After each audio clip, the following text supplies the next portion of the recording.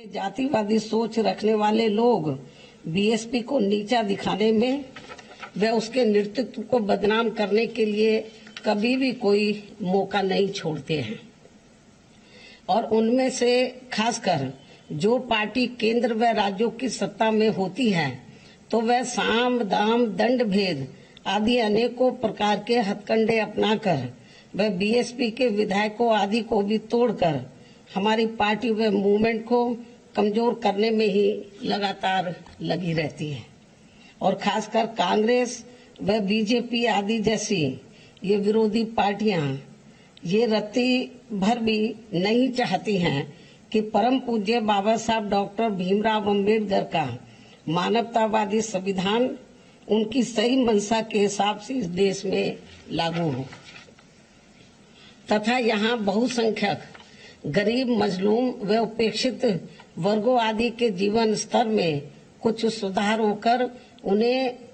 लाचारी व गुलामी के त्रस्त जीवन से थोड़ी राहत एवं मुक्ति मिल सके। जबकि यहाँ यूपी में बीएसपी के नेतृत्व में 4 बार के रहे शासनकाल में प्रदेश ही नहीं बल्कि पूरे देश ने ये देख लिया है कि विशेषकर सामाजिक परिवर्तन एवं आर्थिक विकास से लोगों के जीवन में कैसा जरूरी बुनियादी सुधार लाया जा सकता है। हालांकि इस मामले में दूसरी सभी पार्टियों का रिकॉर्ड, जो विरोधी पार्टियों का रिकॉर्ड है, वो मुंह में राम बगल में छुरी वाली कहावत को ही अब तक दर्शाता रहने का ही रहा है। ऐसे में ये स्पष्ट है कि विशेषकर कमजोर वर्गों, जनहित व जन कल्याण के खास मामले में बीएसपी के आयरन विल पावर किसी भी विरोधी दल को कैसे पसंद आ सकता है। इसलिए उनका षड्यंत्र पहले की तरह ही अभी भी लगातार जारी है और ये सब देश में होने वाले इस बार के राष्ट्रपति चुनाव के दौरान अब फिर से हमें यहाँ देखने को मिला है। इस संबंध में भाजपा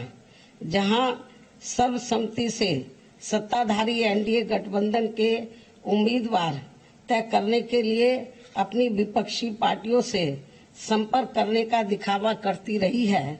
तो वही विपक्षी दल एक संयुक्त उम्मीदवार तय करने के लिए अपनी मनमानी बैठ के करते रहे हैं और इन्होंने उस प्रक्रिया में बीएसपी को अलग थलग रखा है। ये सब इनकी जातिवादी मानसिकता नहीं है तो और क्या है। जबकि बीएसपी जनहित के लगभग हर खास मामले में भाजपा के खिलाफ विपक्ष का हमेशा से सहयोग करती रही है, किंतु पहले बंगाल की मुख्यमंत्री द्वारा दिनांक 15 जून को विपक्षी पार्टियों की बैठक में एक तरफा व मनमाने तौर पर केवल चुनिंदा पार्टियों को ही बुलाना और फिर उसके बाद श्री शरद पवार द्वारा दिनांक 21 जून को इसी प्रकार की बैठक में बीएसपी को नहीं बुलाना आदि इनके ये जातिवादी इरादों को स्पष्ट करता है। ऐसे में राष्ट्रपति व उपराष्ट्रपति चुनाव हेतु विपक्षी एकता का प्रयास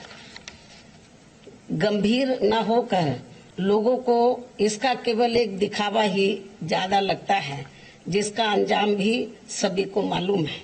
जबकि इन्हीं विपक्षी पार्टियों ने बीएसपी को भाजपा की बी टीम का झूठा प्रचार खूब फैलाकर व माहौल बनाकर खासकर यूपी के इस बार के विधानसभा के हुए आम चुनाव में हमारी पार्टी को काफी नुकसान किया है। बल्कि इन्होंने एक विशेष समुदाय को बीएसपी के खिलाफ व सपा के पक्ष में इतना ज्यादा गुमराह किया कि सपा तो हारी ही हारी, अंत में भाजपा यहाँ दोबारा से सत्ता में आ गई। लेकिन इस आत्मघाती रवैये के बाद भी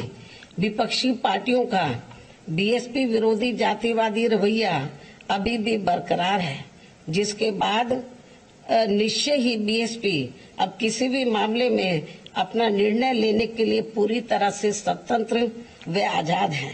जो बीएसपी के प्रति विपक्ष की जारी जातिवादी नीति की ही करनी धरनी का ही परिणाम है। और ऐसे संकीर्ण जातिवादी तत्वों को ना तो पहले परम पूज्य बाबा साहब डॉक्टर भीमराव अंबेडकर व उनका मानवतावादी मूवमेंट गवारा हो रहा था और न ही अब इन्हें बीएसपी को फलना फूलना हजम हो पा रहा है, क्योंकि बाबा साहब डॉक्टर भीमराव अंबेडकर के जबरदस्त जीवन संघर्षों से जो कुछ देश के गरीबों, मजदूरों, बेरोजगारों, दलितों, शोषितों, पीड़ितों आदि को संवैधानिक व कानूनी तौर पर मिला वह ऐतिहासिक व अनमोल था। और फिर इसके बाद उनकी अनुयायी पार्टी बीएसपी के माध्यम से इन उपेक्षित समाज के करोड़ों लोगों को उनके जो संवैधानिक व कानूनी अधिकार जमीनी स्तर पर खासकर यूपी में मिल पाया है वे बेमिसाल है, जो इन सभी बीएसपी विरोधी पार्टियों को कैसे हजम होने वाला है। इसलिए अलग अलग पार्टी होते हुए भी बीएसपी के विरोध के मामले में भी ये सभी पार्टियां अंदर अंदर एक हो जाती हैं और हमें नुकसान पहुंचाती हैं। लेकिन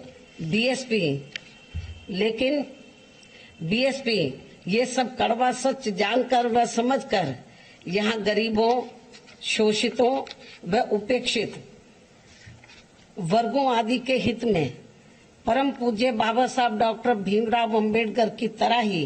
पत्थर काट कर अपना रास्ता खुद बनाने के लिए लगातार संघर्ष करती रहती है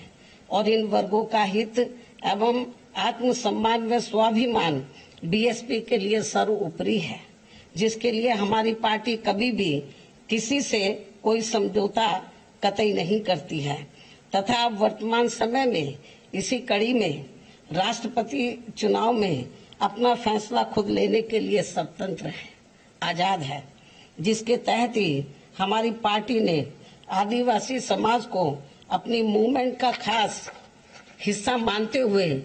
द्रौपदी मुर्मू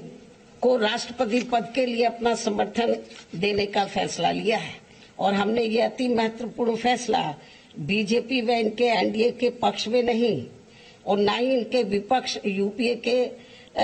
विरोध में कोई सोचकर लिया है, बल्कि अपनी पार्टी व मूवमेंट को विशेष ध्यान में रखकर ही एक आदिवासी समाज की योग्य व कर्मठ महिला को देश का राष्ट्रपति बनाने के लिए ये खास फैसला लिया है। हालांकि वह कितना फ्रीली होकर वह बिना किसी दबाव के कार्य कर पाएगी ये तो आगे चलकर समय ही बताएगा। अंत में अब मैं अपने आदिवासी समाज की महिला को देश का राष्ट्रपति बनाने के लिए अपनी पार्टी का वोट देने का ऐलान करते हुए अपनी बात यही समाप्त करती हूँ। धन्यवाद।